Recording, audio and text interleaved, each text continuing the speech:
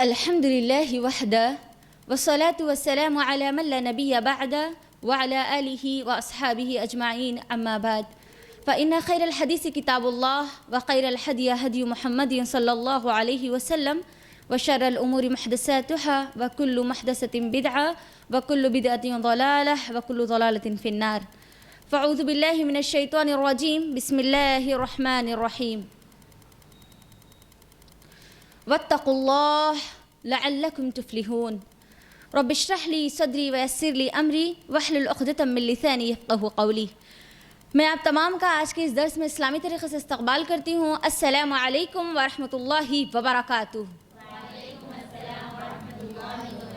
خیریت سے آپ سب لوگ؟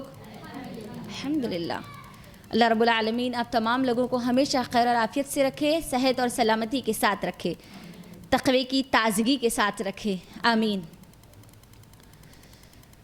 تمام تعریفات اللہ رب العالمین کے لیے ہے جس نے مجھ کو اور آپ کو اس دنیا میں بھیجا.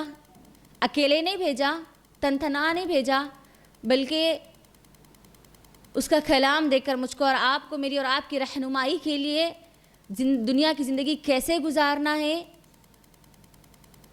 کتاب اللہ کا ایک تحفہ میرے اور آپ کے حق میں دے کر اللہ نے بھیجا مجھ کو اور آپ کو. الحمدللہ رب العالمین. درود و سلام میرے اور آپ کے پیارے نبی جناب محمد رسول اللہ صلی اللہ علیہ وسلم پر، جن کی محنتوں اور کاوشوں کی وجہ سے آج میں اور آپ ایک اکیلے اللہ وحدہ لا شریک کی عبادت کرنے والے ہیں. اللہم صلی علی محمد وعلی آل محمد. جیسا کہ آپ تمام لوگ جانتے ہیں کہ آج کا ہمارا جو عنوان ہے، جو ٹاپک ہے آج کے اس درس کا، وہ کیا ہے بولیے؟ گناہوں کو چھوڑنے کے 10 طریقے. یہ کتاب اللہ ہے، رائٹ؟ کیا ہے کتاب اللہ؟ کیا ہے؟ قرآن مجید. اس قرآن مجید میں 114 چیپٹر ہے، 114 صورتیں ہیں. اللہ رب العالمین نے قرآن مجید میں جتنے قوموں کا تذکرہ کیا، جتنے انبیاء کا تذکرہ کیا، ان تمام کی تمام انبیاءوں کو اور تمام کی تمام قوموں کو جو ایک کامن میسیج سب کے لیے دیا، ایک عام میسیج جو سب کے لیے تھا. ایک تو توحید کا تھا ہی، شرک کا تھا ہی، اور اس کے ساتھ ساتھ سب سے اہم ایک اور میسیج یہ بھی تھا واتقوا اللہ، اللہ سے ڈر جاؤ.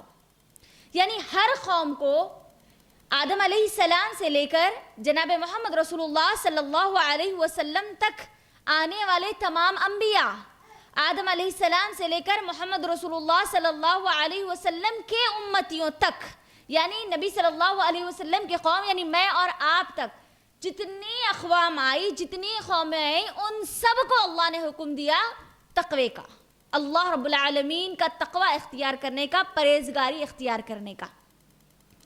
اس بات سے اندازہ لگا سکتے ہیں کہ یہ کتنا اہم میسیج تھا جو ہر قوم کو دیا جا رہا تھا، ہر قوم کو دیا جا رہا تھا. تقوی کا مطلب عام طور پر ہم یہ سمجھتے ہیں کہ اللہ کا ڈر، اللہ کی خشیت، یہ ایک عام ترجمہ ہے. لیکن اگر ہم اس کا گہرائی سے مطالعہ کریں گے تو تقوی کا اصل مطلب ہے اللہ رب العالمین کے تمام احکامات کو عمل میں لانا، اور اللہ رب العالمین نے جن احکامات سے مجھ کو اور آپ کو منع کیا ہے ان چیزوں کو اپنے آپ کو ہمیشہ روک کے رکھنا، ان چیزوں سے. یہ ہے اصل تقوی، یعنی نیکی کرنا اور گناہوں سے اپنے آپ کو بچانا. تقوی جو ہے نا، وہ یہ 2 چیزوں کا جز ہے، 2 چیزوں اس کے اندر اجزاء شامل ہے. ایک تو اللہ کے احکامات کو بچا لانا، اور دوسرا اللہ رب العالمین نے جن چیزوں سے منع کیا ہے ان سے اپنے آپ کو روک لینا. یعنی قرآن مجید میں اللہ رب العالمین جہاں ہم کو نیکی کرنے کا حکم دیتا ہے نا، وہیں پر ہم کو گناہوں سے بچنے کا حکم بھی دیتا ہے. نیکی تو کرنا ہے، لیکن نیکی کے ساتھ ساتھ گناہوں سے بھی بچنا ہے. میں اور آپ انسان ہیں، ہم سب کے اندر نیکی اور گناہ یہ دونوں کے جذبات موجود ہیں. نیکی اور گناہ کی جنگ ہمیشہ ہر انسان میں چلتی رہتی ہے. اب کوئی یہ نہیں بول سکتے، یہ دعویٰ نہیں کر سکتے کہ ہم تو گناہ کرتے ہی ہم سے گناہ ہوتا ہی نہیں, ہم سے گناہ ابھی تک ہوا ہی نہیں, سوری, ہم انسان ہیں تو یہ دعویٰ کبھی نہیں کر سکتے, کیونکہ گناہ نہ کرنے والی جو مخلوق ہے وہ کون ہے؟ فرشتے. انسان, فرشتے اور شیطان یعنی جن. یاد رکھنا یہ تینوں کی اپنی اپنی کوالٹیز ہیں.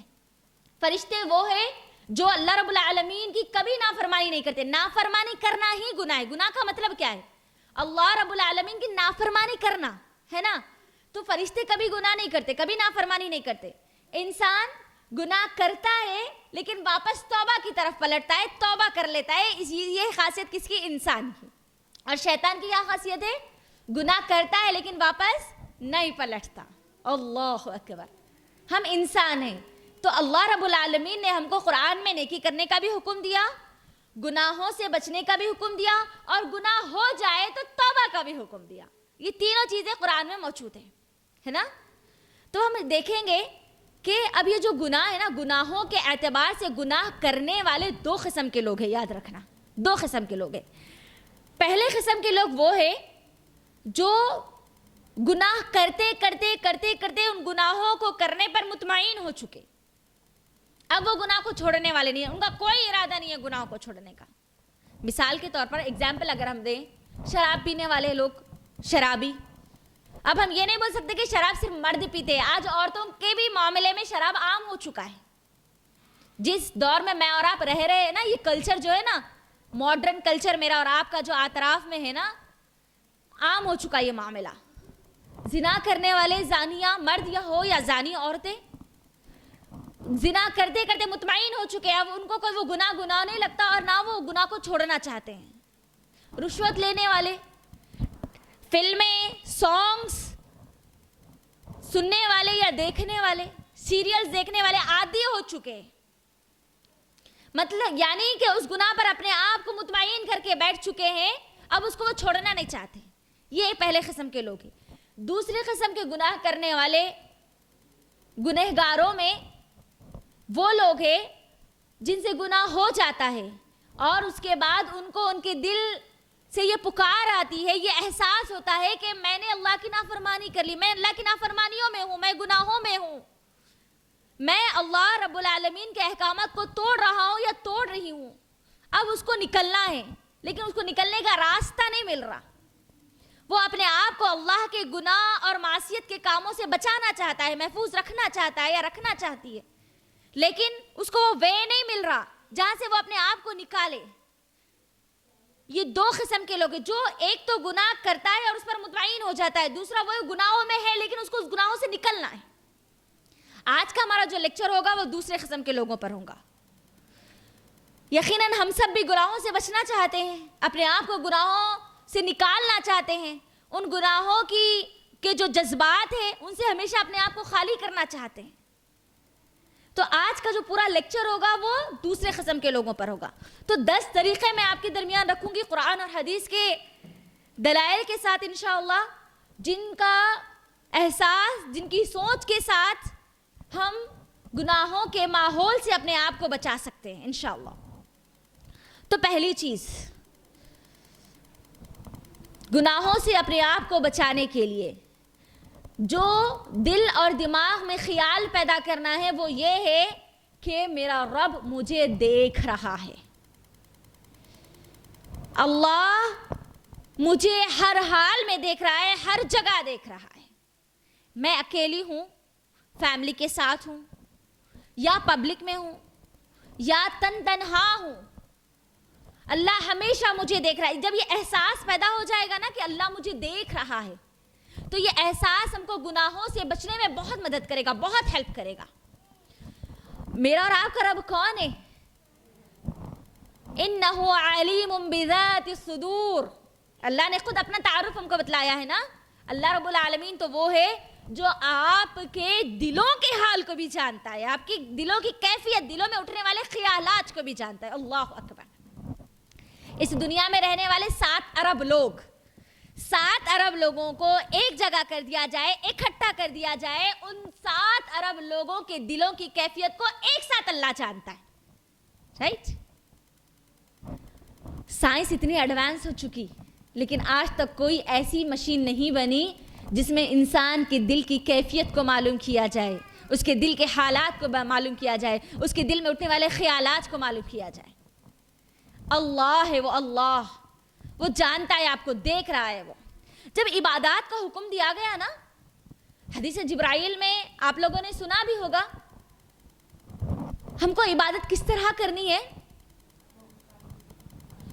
جب ہم کو عبادت کرنی ہے نا تو نبی صلی اللہ علیہ وسلم نے کیا فرمایا، احسان کا جو درجہ ہے وہ جو ہم کو بتلایا گیا کہ جب تم عبادت کرو تو اپنے ذہنوں میں یہ خیال رکھو کہ آپ اللہ کو دیکھ رہے ہو۔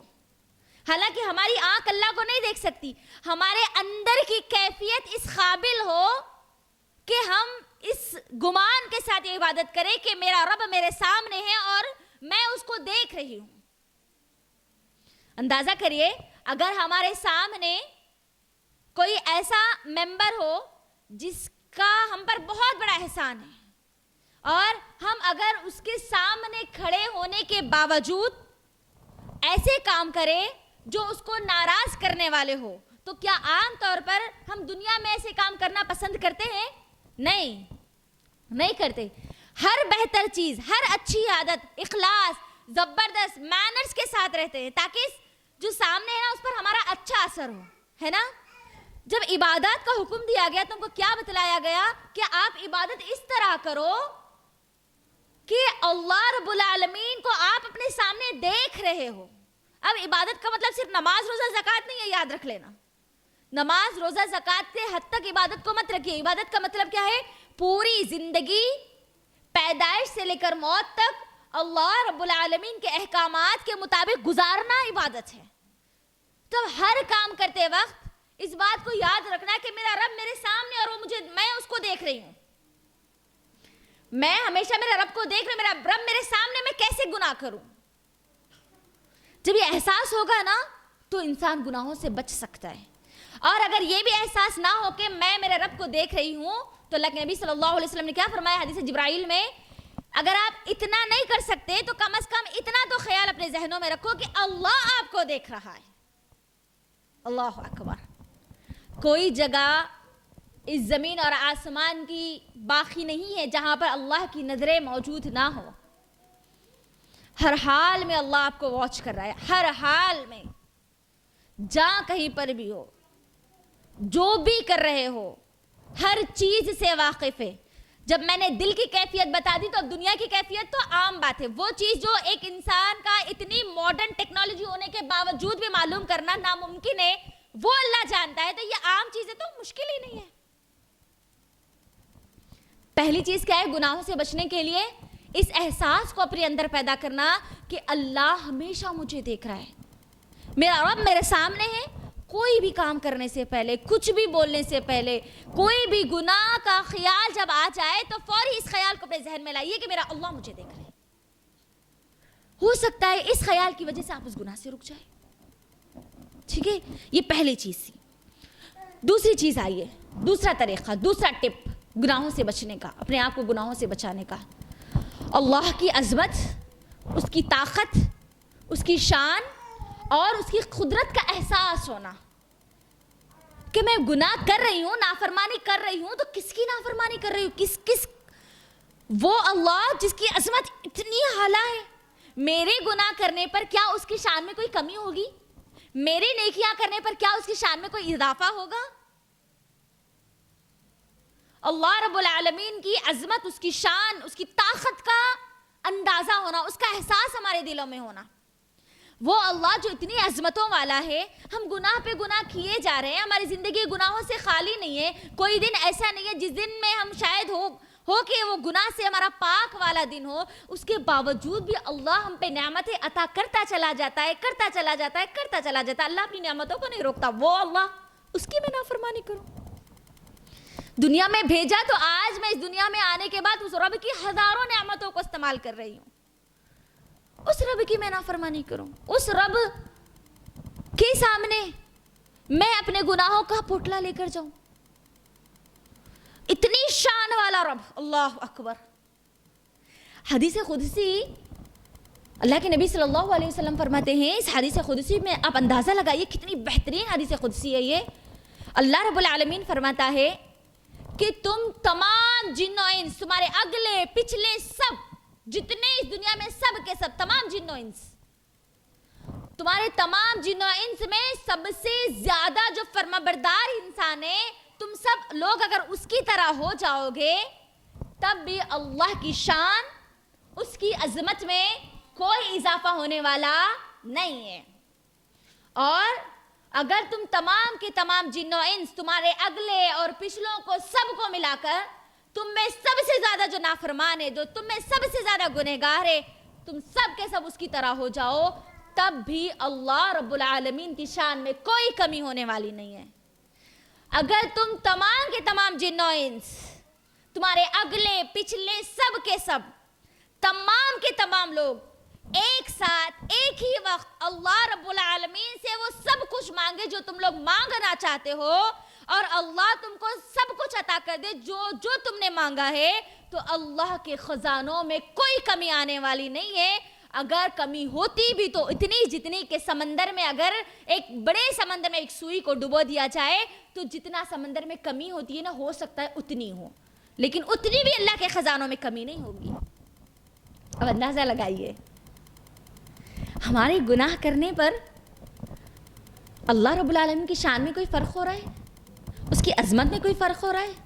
اس کی طاقت، اس کی قدرت میں کوئی فرق ہو رہا ہے؟ لیکن ہاں، ہمارے گناہ کرنے کی وجہ سے ہمارے لیے نقصان ضرور ہے. ہمارے رب کا اس میں کوئی فائدہ نہیں ہے. میرا رب میں گناہ کرے اس کے باوجود بھی رات میں گناہ ہو رہے، صبح پھر اللہ سورج کے ذریعے مجھے اس نعمت کا فائدہ اٹھانے کا موقع دے رہے. اگر سورج نہ ہوتا تو آج ہماری ہڈیاں پتہ نہیں کتنی کمزور ہو کے ہم زمین پر بیٹھ چکے ہوتے. کتنی نعمتیں ہیں سورج کی، صرف دھوپ میں کتنی نعمتیں. اللہ اگر ہماری ان گناہوں کی وجہ سے بارش کو روک دیتا تو ہم کیا حال ہوتا ہمارا. تمام کی تمام آج ہماری ضروریات کس پر ڈیپینڈ ہے؟ پانی پر، بارش پر. اتنے گناہوں کے باوجود اللہ جو سبزیاں ہیں اس کو اگانا نہیں چھوڑتا. فروٹ سپلائی اللہ رب العالمین کرتے جا رہا. کھاؤ میرے بندو، کھاؤ پیو، گناہ ہو گئے توبہ کرو، اللہ کی طرف پلٹ جاؤ. اللہ کی عظمت کا احساس، میں اس رب، میں کیسے گناہ کروں، اس کی کیسی نافرمانی کروں، اس کی نعمتوں کا میں استعمال کر رہی ہوں، اس کی نعمتوں کو کھا رہی ہوں، پی رہی ہوں، استعمال کر رہی ہوں، دیا ہوا جسم بھی اسی کا، اس جسم سے میں گناہ کروں. اس عظمت کا احساس، اس کی طاقت کا احساس، اس کی طاقت کتنی عظیم ہے. اگر اللہ چاہے ایک سیکنڈ میں آپ آسمان پہ تھے زمین پہ لا کے پٹک دے. اس کی طاقت اس بات پر قادر ہے نہیں ہے؟ یس. اللہ رب العالمین کی عظمت، اس کی شان، اس کی طاقت کا اندازہ ہونا، اس کا احساس ہمارے اندر پیدا کرنا. جب اللہ کی طاقت اور اس کی عظمت کی سوچ ہمارے دل اور دماغ میں آئے گی تو ہم سے یہ بے وفائی نہیں ہوگی، یہ گناہوں کا گھٹیا کام ہم سے نہیں ہوگا. ہم ضرور ضرور رکیں گے انشاءاللہ. یہ دوسرا کام تھا، یہ دوسرا پوائنٹ تھا. تیسری چیز، گناہوں کی وجہ سے دنیا میں ہونے والے نقصانات. یقیناً آج ہمارے ایمان اتنے کمزور ہے، اگر ہم کو آخرت کے نقصان کے بارے میں بولا جائے، آخرت ہے نا، دنیا میں تو ہم وہ چیز فیس نہیں کر رہے نا. آخرت ہے نا، آخرت کا معاملہ آخرت میں دیکھا جائے گا. آخرت ہم نیکسٹ اسٹیپ ہی رکھتے ہیں، جیسے کہ ہمارے دل اور دماغ میں نیکسٹ اسٹیپ ہی ہے. آئیے دنیا کی طرف. ان گناہوں کی وجہ سے کیا نقصان ہوتے ہیں، ان نقصانات کے لیے صرف 2 آیتوں کو اپنے ذہن میں رکھیے. گناہ کرنے پر دنیاوی نقصان ہونے کا اگر احساس ہمارے دل اور دماغ میں ہوگا نا، گناہ کرنے پر یہ دنیا میں بھی مجھے نقصان ہوگا، تو ہو سکتا ہے اس احساس کی وجہ سے ہم گناہوں سے بچ جائیں، اپنے آپ کو گناہوں سے بچا لیں. 2 آیتیں کون کون سی ہیں؟ 2 آیتیں سورہ توحہ کی آیت نمبر 124 اور سورۃ البقرہ سورہ نمبر 2 کی آیت نمبر 85. 2 آیتیں ہم کھول کر انشاءاللہ دیکھیں گے. ان 2 آیتوں میں اللہ رب العالمین ہم کو واضح طور پر بتلاتا ہے کہ کس طریقے سے دنیا کا نقصان ہم کو ہوتا ہے. اللہ رب العالمین سورہ توحہ میں کیا کہتا ہے؟ بسم اللہ الرحمن الرحیم. وَمَنْ أَعْرَضَ عَنْ ذِكْرِي فَإِنَّ لَهُ مَعِيشَةً ضَنْكًا. اللہ اکبر. جو کوئی اللہ رب العالمین کے ذکر سے منہ موڑ لیتے ہیں، اپنے آپ کو اللہ کے ذکر سے دور رکھتے ہیں, اللہ کے ذکر کو چھوڑ دیتے ہیں, اللہ رب العالمین ان کے لیے کیا کہتا ہے؟ فَإِنَّ لَهُ مَعِيشَةً ضَنْكَ, اللہ ان کی دنیا کی زندگی کو, دنیا کی معیشت کو تنگ کر دیتے ہیں. اللہ اکبر. دنیا کی زندگی کو تنگ کر دینا, معیشت کو تنگ کر دینا, یعنی معیشت کا مطلب صرف اور صرف مال اور دولت ہی نہیں ہے, مال اور دولت بھی ہے, رزق کا مسئلہ ہو سکتا ہے, ریلیشن شپ کا مسئلہ ہو سکتا ہے, ہمارے جو رشتے ہیں اس کا مسئلہ ہو سکتا ہے, اسی طرح دل کی دنیا کا اجڑ جانا ہو سکتا ہے. تمام ظاہری اسباب ہونے کے باوجود بھی ہماری دل کی دنیا پوری برباد ہو چکی, سب کچھ ہے اس کے باوجود بھی سکون نہیں ہے, ہر آرام ہے, ہر عیش و عشرت کی تمام چیزیں ہیں, اس کے باوجود بھی ہم بے چین ہیں. یہ تمام چیزیں معیشت کو تنگ کرنے میں شامل ہیں. صحت ہو سکتی ہے, کھانے کی 1000 نعمتیں گھر میں ہیں لیکن اس کے باوجود بھی ہم کھا نہیں سکتے. سب کچھ اچھا ہے, ہمارے پاس تمام نعمتیں ہیں لیکن استعمال نہیں کر سکتے. معیشت کو تنگ کر دیتا ہے اللہ رب العالمین, جو اللہ کے ذکر سے کیا کرتے ہیں؟ اپنا منہ موڑ لیتے ہیں, اللہ کے ذکر کو چھوڑ دیتے ہیں. اللہ کا ذکر کیا ہے؟ قرآن, رائٹ؟ کیا سمجھتے ہیں اللہ کا ذکر؟ پورا قرآن. اور قرآن کیا ہے؟ پوری زندگی ہے میری اور آپ کی, پوری لائف اسٹائل ہے میری اور آپ کی. ہم کامن مسئلہ سمجھتے ہیں. قرآن میں اللہ رب العالمین کے احکامات کیا صرف اور صرف آخرت کے لیے؟ مجھے بتلائیے. ہاں نہیں نا, اللہ نماز کا حکم دیتا ہے, زکوٰۃ کا حکم دیتا ہے. ہاں, جو احکامات اللہ رب العالمین دیتا ہے وہ دنیا میں ہے, دنیا کے لیے ہے. آخرت میں تو ان احکامات پر آپ نے عمل کیا یا نہیں کیا اس کا فیصلہ ہوگا. قرآن کو ہم کیا سمجھتے ہیں؟ صرف ثواب کی کتاب, ثواب کی نیت سے پڑھی جانے والی کتاب نہیں, سوری, آپ کی موٹیویشن کتاب ہے, آپ کو موٹیویٹ کرتی ہے, آپ کے لائف کا ہر مسئلہ آپ کو سالو کرنا سکھاتی ہے قرآن. آپ ایک مرتبہ قرآن سے اپنے رشتے کو کنیکٹ کر کے تو دیکھو, اس میں اپنے آپ کو ڈھونڈ کے تو دیکھو. اللہ رب العالمین ہی کہتا ہے نا, یہ جو ذکر ہے اللہ رب العالمین کا, یہ مجھ کو اور آپ کو ہر مسئلے سے نکلنا سکھائے گا, اس کو حل کرنا سکھائے گا, اس کو کیسے حل کرنا ہے, کس طرح حل کرنا ہے, وہ راستہ ہم کو یہ قرآن دے گا.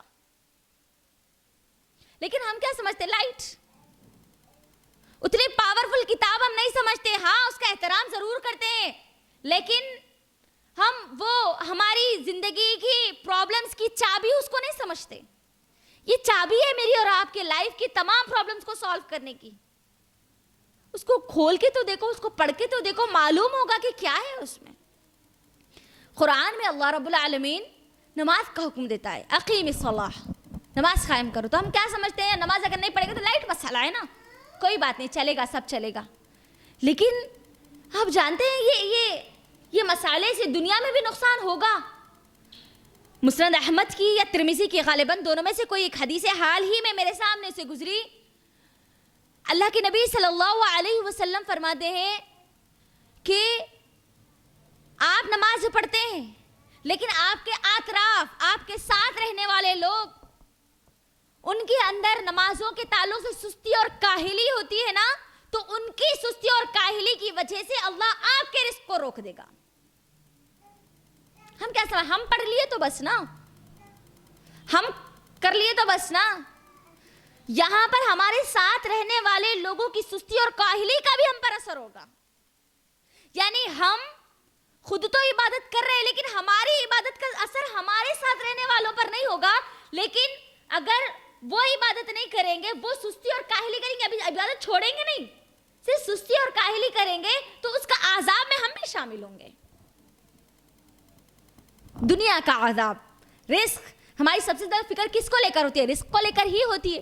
اللہ رب العالمین یہی کہتا ہے, تمہارے اندر, تمہاری فطرت میں جس چیز کی فکر ڈال دی گئی نا, اسی کو تنگ کر دیا جائے گا. اللہ اکبر. یہ ایک آیت. دوسری آیت آئیے, سورۃ البقرہ سورہ نمبر 2 کی آیت نمبر 85. کیا ہے وہ آیت؟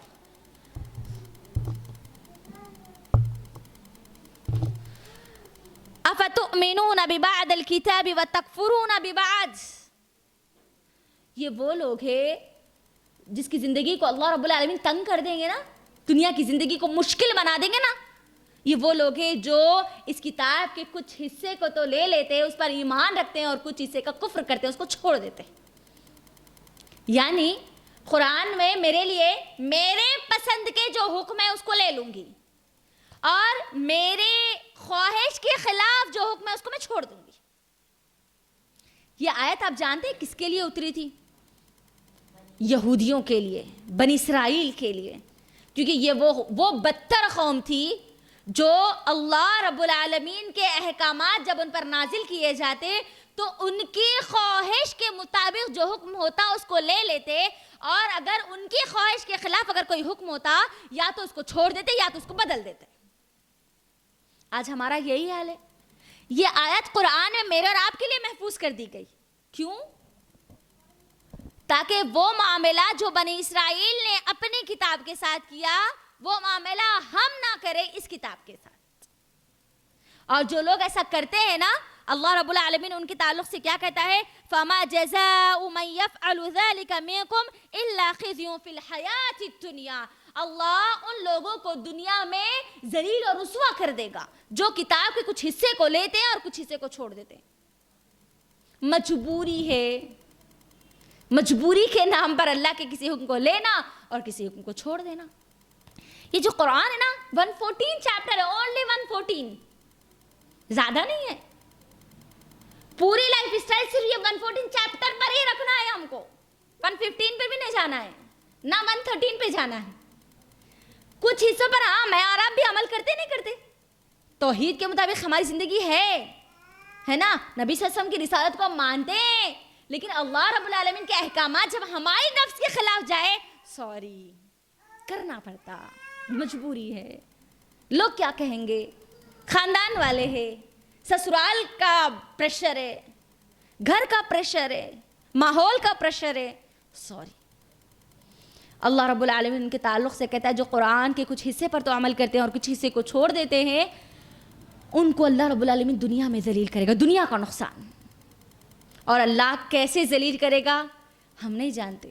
اللہ کو ہم کو ذلیل کرنے کے لیے اللہ رب العالمین کو کوئی موقع نہیں چاہیے کہ اس کو کوئی موقع ملے تب میں اس کو ذلیل کروں گا. نہیں, اللہ ہم کو بیٹھے بیٹھے بھی, اپنے گھر بیٹھے بیٹھے بھی اللہ ذلیل کر سکتا ہے. اللہ ہم سب کو محفوظ رکھے اس کی ضلالت اور رسوائی سے. کتنا بڑا نقصان ہے نا گناہ. جب یہ احساس ہوگا نا کہ دنیا میں بھی میرا نقصان ہوگا گناہ کرنے پر, یہ احساس ہم کو گناہوں سے بچائے گا, محفوظ رکھے گا ہم کو. یہ دنیا کی بے چینی, یہ بے حسی اگر ہمارے اندر پیدا ہو رہی ہے نا تو فوری اللہ کی طرف پلٹ جاؤ.